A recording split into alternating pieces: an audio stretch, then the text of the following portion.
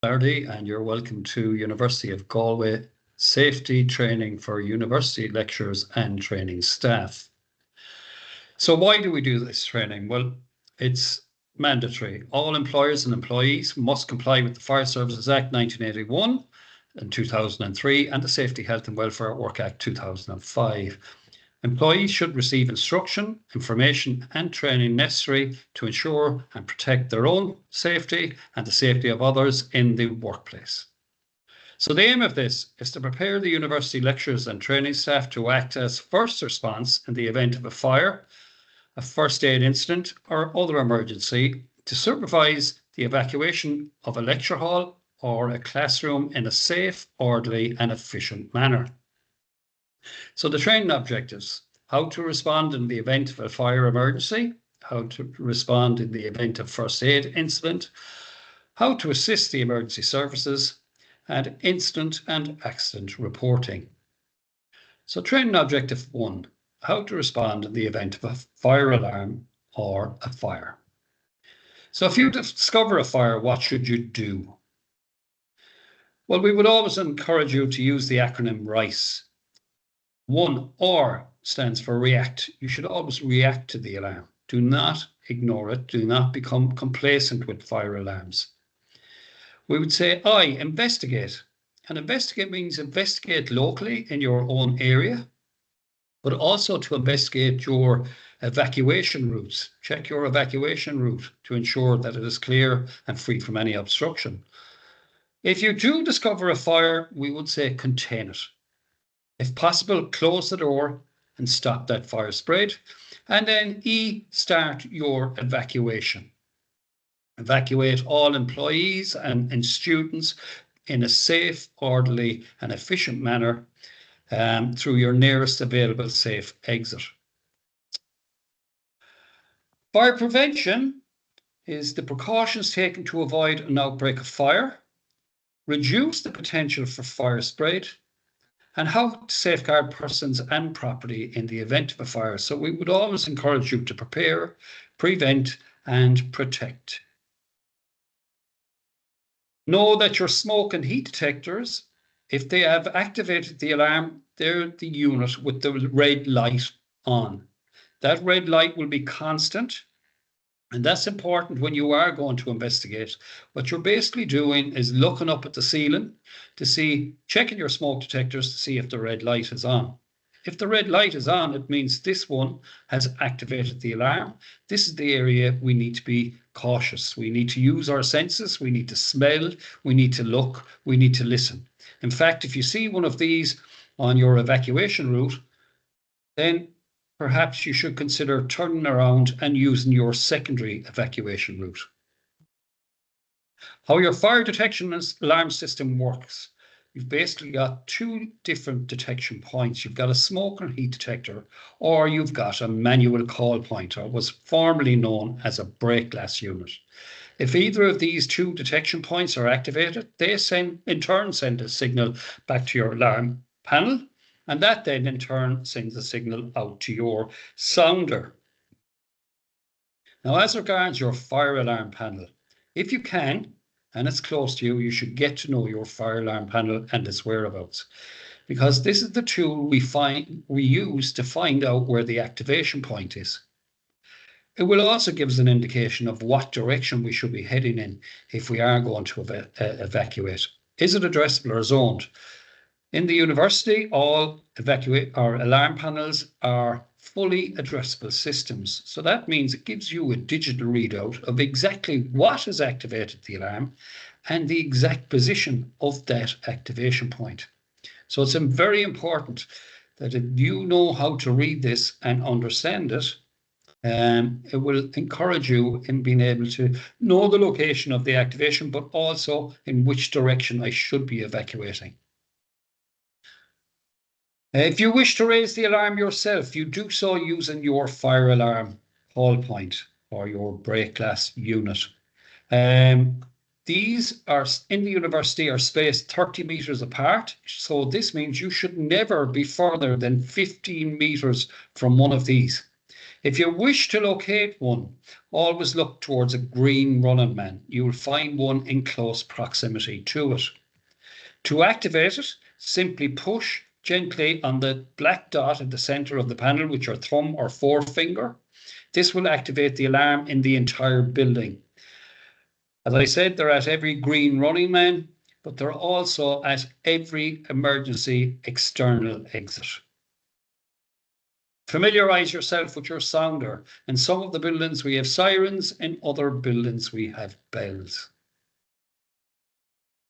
In the case of a fire alarm activation, all electronic locking devices will disengage. So if you use a swipe card, a door release button to activate a room, these will disengage in the case of a fire alarm activation. If for any reason the electronic locking device does not disengage, use your door release box. This is the green box that's on the wall beside any electronically lockable door. If you push the dot in the center of the panel, it will disengage the locking device and allows you to pass through that door freely.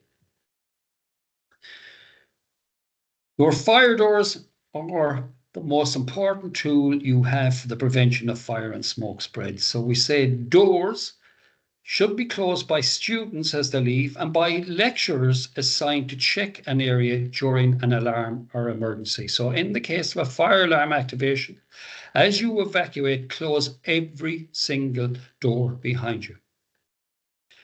Generally speaking, on your corridors, there's very little to burn. But if we leave doors open into offices, lecture rooms, storerooms, all we're doing is letting the fire access more fuel. So we want to keep it as a localized fire. We want to limit fire loading or the amount of fuel that fire can access. And we can only do so by closing every single door as we evacuate. Now, all of your doors in the university are generally FD30s or FD60s. So that's a fire door 30-minute or a half-hour fire door, or a fire door 60-minute, 1-hour fire door. All of your doors leading from a room or compartment out onto a corridor are half-hour fire doors.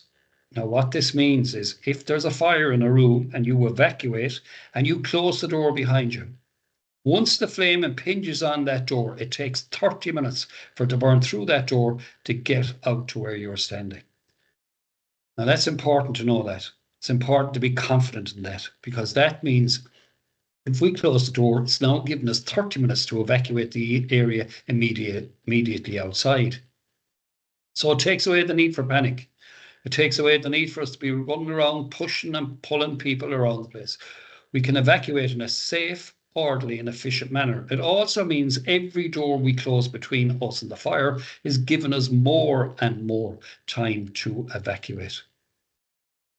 It's also important to know that any place where you have a half-hour fire door, everything built around it is 1-hour fire rating. So that means the fire won't come through the wall or the ceilings. The only place it will come through is the weakest point, and that is your door. And that is still going to hold the fire back for a minimum of 30 minutes. The 1-hour fire doors are strategically placed around the building along your corridors, and they compartmentalize the building. So they're divided from one section to another. And again, once the flame impinges on these doors, they will hold the fire back for 60 minutes. Now, it's important to identify where these are, because if you get beyond a 1-hour fire door, then you're in a very safe place. Generally, fire doors are meant to be kept closed. Any place where you see this blue sign on the door, they are meant to be kept closed. However, they are permitted to be kept open by use of Magnalocks or other retaining devices that's attached to your alarm system. These will all disengage in the case of a fire alarm activation, and that door would close and form a fire break, which would stop the fire progressing from one compartment into the next. We just have to be careful that there's nothing left on the ground that will impede these doors closing. So keep an eye out for bags, personal belongings like coats, bags, deliveries, boxes, furniture, anything that might impede that door closing. So fire resistant doors, 30-minute doors will have the capability to contain a fire for 30 minutes. FD60s will hold it for 60 minutes. But only when closed. So when should we use a fire extinguisher? Well, they're for small fires only, nothing higher than head height. You should only use them if you've been trained, if you feel confident and competent, and also if you have the resources. In other words, you have fellow staff members who are trained in the use of it that can coordinate the evacuation while you're attempting to put out the fire. Another reason why you should never use them is if you feel they're going to compromise your evacuation route. So in other words, if you're opening a door onto a fire and releasing hot gases out onto your evacuation route, then we should not do that. We should leave our door closed and continue on with our evacuation. Extinguishers, as we said, are for small isolated fires only, so nothing higher than head height. They're all of short duration, so they will last anything from 30 seconds to about 45 seconds. They're short range. You have to get quite close to the fire to use them. If you are using them, always keep the fire ahead of you. Never let the fire get between you and your escape route. You should always bring a spare extinguisher and always bring a helper. Never tackle a fire on your own, and always bring the 2 extinguishers that are available to you. This is how we'd like to see our fire extinguishers positioned. Ideally hanging in pairs, roughly about 1 metre off the ground. But the most important, they should be marked by a fire point sign with their own individual ID markings above them. The most important thing here is they should always be clearly visible, easily accessible, and free from obstruction. So again, ensure that they're not covered with personal belongings, with furniture, with deliveries.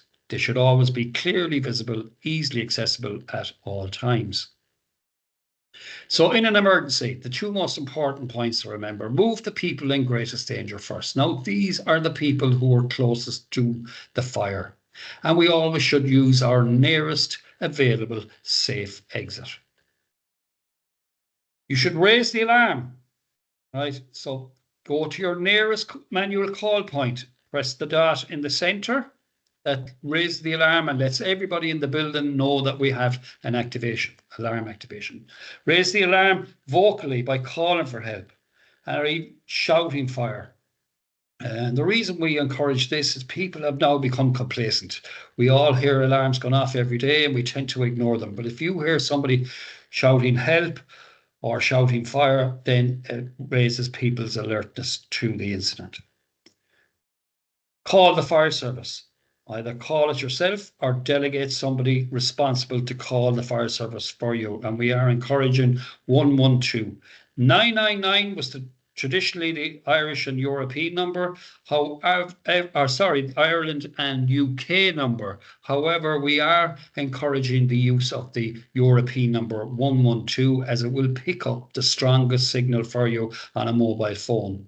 We would then encourage calling security, but always call 112 or 999 first. You can alert security by dialing the number 3333. Familiarise yourself with your evacuation routes. Identify your primary evacuation route, but also identify your secondary evacuation route, and try and also identify where your 1-hour fire doors are along your routes. Ideally, these are the doors we're looking to get our students beyond in the case of an evacuation. Once we're beyond a 1-hour fire door, we're in a safe place. However, we will continue until we go to our full evacuation point, which is outside the building at our assembly point.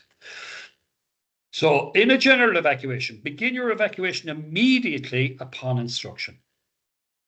So once the alarm goes off, we should get up and start to move. Use your nearest available safe exit. Generally, people will go for their primary evacuation route, which is fine. However, if that evacuation route is involved in the incident, then we must encourage people to use your secondary evacuation route. Move in a safe, orderly and efficient manner. Have faith in your fire doors. If the doors are closed, they do allow us to walk briskly. Check and close all doors and exiting. Very important. If there are other rooms leading off our lecture rooms or study halls, then we must knock on them, open them, call inside. If there's a room within a room, such as cubicles and toilets, you must go in and knock on each and every cubicle. People tend to ignore fire alarms when they're in the bathroom. Be aware of alternative routes. Yes, we have primary evacuation routes, but also ensure you know where your alternative, your secondary evacuation route is, but you should also walk your secondary evacuation route to ensure you know where it leads to. Identify and make your way to the assembly point. Yes, from wherever you're working, know which assembly point you are meant to go to. And you should also alert your students of this in the case of an evacuation. Aid fellow staff members if required to do so. Yes, if you see fellow staff members needing help, don't be afraid to offer help or assist them. The most important thing you can do is contain the fire. Yes, if you do see a fire, close that door. If you close the door, the fire is contained, it will not spread. It allows us time to evacuate in a safe, orderly and efficient manner.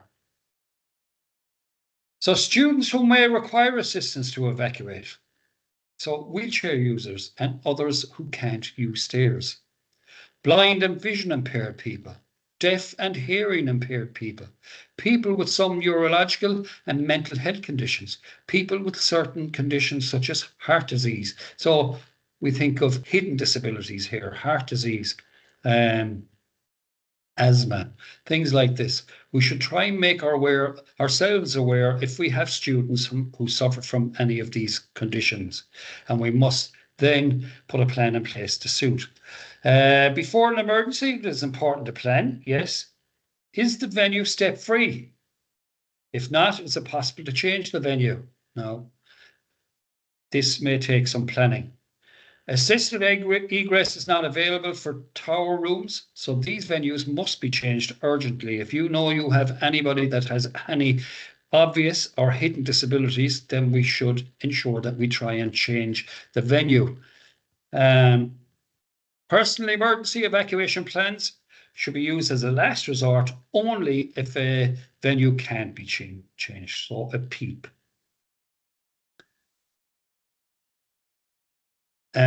There are 5 evacuation lifts in the university, and these are only to be used in the event of fire by trained personnel. Now, your security are trained personnel, and these are available in Alice Perry Engineering Building. You have 2 in the ILS building, one in the James Hardiman Library building, and one in the Hardiman Research Building. So you should be aware that we have 5 evacuation lifts that can be used to move non-ambulant people in the case of an emergency.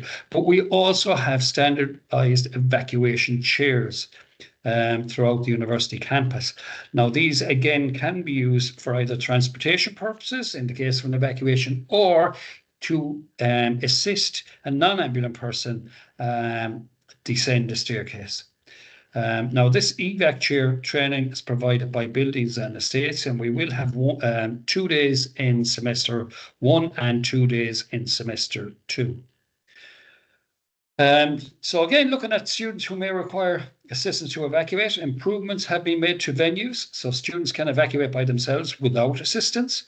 We have step-free, barrier-free access now available in all main lecture theatres. We have wheelchair accessible bays moved to lower levels, and we also have power assisted doors en route. So just to familiarise yourselves with those. For any additional queries, please contact the Physical Accessibility Coordinator, Deirdre McHugh, at deirdre.mchugh@universityofgalway.ie. So if you need any information on students who may require assistance to evacuate, please feel free to contact Deirdre at the below email. So training objective 2, how to respond in the event of first aid incident or emergency. So the first thing we would say is keep calm and clear the area. Yeah, get people to stand back well clear so that you can enter the scene. However, before entering the scene, check the scene is safe for you, your casualty, and others standing by. Now, this is particularly important for those of you who may be working in labs or areas that might have chemicals and gases. electrics, anything like this. You should always ensure the scene is safe for yourself primarily, then your casualty, and then others. Conduct what we call a primary survey. So you're basically checking the airway, breathing, and circulation. Now, circulation may be difficult if you haven't been trained, but it's very simple just to open the airway, tilt the head back, open the airway, and put your ear down close to the mouth just to check and listen. Can you hear any breathing? If not, this is a life-threatening condition and we should dial 112 or 999 immediately. If they are breathing but unconscious, we can place them in the recovery position, or if they are conscious, we can sit them up comfortably. You can also assist with the administration of any medication. And when I say assist, I mean you can get it for them, you can open it, but they must take their medication themselves. You can call your local first aider or first aid responder for help. Now, this safety contact poster, this is all available on the safety contact poster. You can identify the first aid responder in your area. Now, if you're in any doubt, call 112 or 999. And you'll always have an operator, a medically trained operator that can assist you in diagnosing the problem. If you are putting somebody in the recovery position, basically we're rolling them onto their side. The arm closest to the ground, place it up in a kind of a higher, like a waving position. The other hand we place underneath the face just to protect the face from the ground. The leg closest to the ground, we lay that down straight, and the leg away from the ground, we place at 90 degrees to the body. That 90 degrees prevents the body rolling back onto their back. The arm closest to the ground prevents them rolling over onto their tummy, and the hand underneath the face assists in keeping the airway open. We can tilt the head back also to keep the airway open. And we can keep them like this until such time as medical help arrives. Training objective 3, how to assist the emergency services. So if you are calling the emergency services, it's 112 or 999. As I said, traditionally in Ireland and the UK, it was 999, but we are encouraging 112 on a mobile phone. After calling the emergency services, you can then call university security on 3333. But it is also always important to call the emergency services first yourself. So which emergency service do you require? It could be the ambulance, fire brigade, Gardaí, lifeboat, coastal mountain rescue. In the case of a fire, you'd be calling the fire brigade. In the case of a medical emergency, obviously the ambulance. When you get through, for us here in the west of Ireland, we'll be getting through to a regional control centre in Castlebar. Now, it's important to know that you're speaking to somebody in County Mayo. We're not speaking to somebody in Galway. If you don't get through there, you could be transferred to Dublin. So the next piece of information you give is vital. Your name, address, air code, and phone number. That's your own personal phone number. I will encourage you to learn your air codes, not alone for your place of work, but also for your own homes. If you don't know your air code, when you're given your address, be very specific. In fact, tell them which county you're ringing from. The type of incident, whether it's a fire, whether it's a medical emergency, whether it's a chemical spill, the type of number of casualties or the type of number of people you're trying to evacuate, any other hazards. Again, particularly important for anybody working in the labs. And if you are working in the labs and you're leaving, you should also consider taking your material safety data sheets with you, or at least have access to them. Landmarks. Well, the university is a landmark itself, but again, we have various landmarks throughout the university. So it is also beneficial to quote a landmark that may help the driver of the appliance find you quicker. Never hang up until told to do so. Try and stay on the line to give as much information to the emergency services as possible. It is also important to learn which is the easiest access for the emergency services. We have several accesses to campus, so you should also look at this plan, which is available on the Health and Safety website, and try and identify which access you should use or you should pass on to the emergency services. There's no point if you're working up in Ellis Perry if the emergency services are arriving into the quadrangle. It is also important to learn your air code. So the air code, you can see it on the bottom right-hand corner of the map there. It's H91TK33. Now that's for the general air code for the campus. However, some of the buildings have their own air codes. And if you have your own individual air code, it's very important that you use that and use that one. In the event of a fire, we would encourage you get out, get everybody out, stay out. Once you have everybody out, it's important that we keep them out, that we do not let anybody else back into the building. So we must monitor entrance doors and ensure that you've called the fire service out. Do not presume somebody else has called it. If in doubt, call it yourself. If you've identified a fire, call the fire service. We have a Safe Zone app for the university staff, students. So we would encourage you to use the Safe Zone app in the event of an emergency. So download this app, familiarize yourself with it. You can tap the red emergency button to send an alert to the campus security team in an emergency. So any type of an emergency, you can hit this red button and you will get straight through to campus security. You can also call the emergency services in the case of a life-threatening emergency. Don't wait for security to contact you first. Dial 112 or 999 yourself. Training objective 4, we look at incident and accident reporting. So incident reporting. An incident is an event or circumstance which could have or did result in an injury or ill health. This includes near misses and accidents. The Health and Safety Office have developed an initial incident report form available on the HSO website.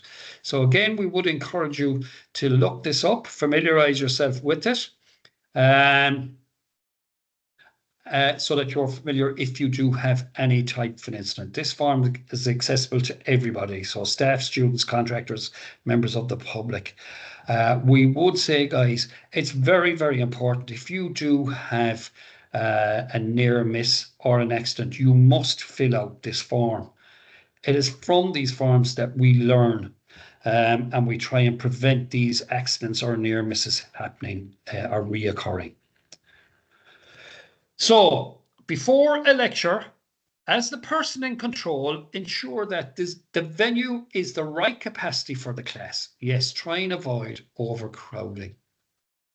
The venue suits the need of all students in attendance. So if we have people with obvious disabilities, then we must ensure that the venue suits these people. Brief your class on the fire instructions and procedure if the alarm sounds. And that's very, very simple. Indicate where the nearest evacuation routes are. Indicate, in the case of a fire alarm activation, that they should remain in place until you investigate and ensure that the evacuation route is clear. You should also indicate where the assembly point is. So you should be familiar with the assembly point yourself and make sure that they're familiar with the location of the assembly point. And try and encourage people that when they evacuate, that they evacuate in a safe, orderly and efficient manner and report to the assembly point before dispersing. Routes and exits are kept clear and do not prevent permit overcrowding. Yes, that's very important, especially if our students have personal belongings like bags, coats. We should ensure that they're not left lying about our evacuation routes, that all our stairwells and corridors are kept clear from any obstruction. Also, try and encourage responsible people in the area to maybe perhaps hold doors open to let the general crowd through, and then move on, closing all doors behind us. Thank you very much for your attention, and we would encourage you stay safe on behalf of University of Galway.